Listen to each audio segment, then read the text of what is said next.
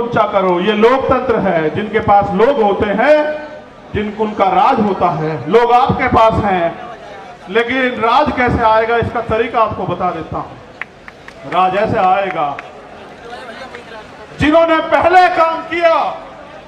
हमारे लोगों को मैं सुनता हूं कहते हैं पिछड़े वर्ग के जो लोग हैं वो तैयार नहीं है बहुजन भाईचारे के लिए।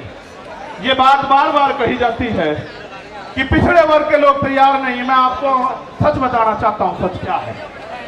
सच ये है, और आप इस बात को मेरी सुनोगे, कि पहले दलित समाज के लोगों को पढ़ा के अपने पैरों पे खड़े करके किताबें लिख के अपनी लड़ाई लड़ने के लिए सबसे पहले जो अगर शुरुआत किसी ने की, गुलाम भारत में अंग्रेजों के गुलाम जब हम थे, तो वो राष्ट्रपिता ज्योतिबा फूले ने की, जो पिछड़े समाज से आते हैं। उन्हीं को बाबा साहब अंबेडकर ने अपना गुरु माना।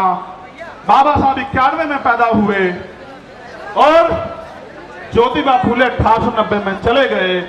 उन्होंने अपना सारा जीवन इस समाज को पैरों पे खड़ा होने के लिए दिल लगाया, क्योंकि बाबा साहब ने भी अपने नारे में कहा शिक्षित बनो। भाई चारों लोग डिस्टर्ब कर रहे हो, खोंची भर कर बिठा लो, बिठा लो। फिर छत्रपति साहू जी महाराज को याद करो, जिन्होंने बाबा साहब को बाबा साहब बनाने में योगदान किया, उनकी प्रेस के लिए पैसा दिया। वो हमारे पिछड़े समाज के इतने बड़े नेता थे। राजा होते उन्होंने समाज से कहा कि डॉक्टर अंबेडकर आपके समाज के सच्चे नेता, इनका साथ दो। आप ये बताओ, वो भी पिछड़े समाज के थे। पेरियारी रामास्वामी नायकर वो भी पिछड़े समाज के थे। नारायण गुरु वो भी पिछड़े समाज के थे। सर छोटू राम वो भी पिछड़े समाज के थे। बाबू जगदेव प्रसाद कुशवाहा वो भी पिछड़े समाज के थे। जननायक कपूरी ठाकुर वो भी पिछड़े समाज के थे।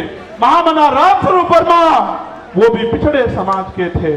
और जिन्होंने देश की आजादी में योगदान दिया, चाहे शहीद आजम भगत सिंह रहे हों या कोतवाल धन सिंह गुजर रहे हों, शहीद उधम सिंह रहे हों, करतार सिंह सराभा रहे हों, वो भी इसी वंचित पिछड़े समाज के थे। उन्होंने अपना काम कर दिया। अगर आप चाहते हो कि बहुजन एकता बढ़े, अब आपकी जिम्मेदारी है कि आप उनको जाके बहुजन आंदोलन को समझाने का काम करो।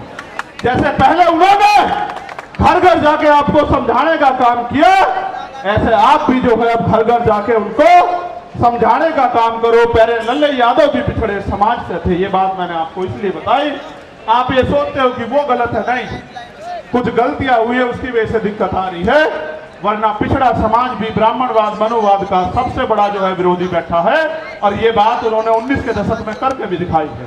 ठीक है। दूसरा,